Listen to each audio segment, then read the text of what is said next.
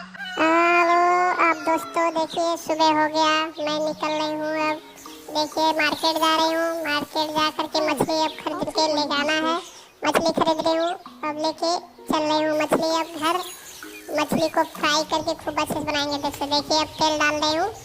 तेल डालने के बाद अब मछली इसमें डालेंगे। देखिए मछली डाल रही हूँ, अब फ्राई हो गया। अब थोड़ी देर बाद इसको पका के देखिए निकाल चुकी हूँ। खाना है तो लाइक करिए, सब्सक्राइब करिए।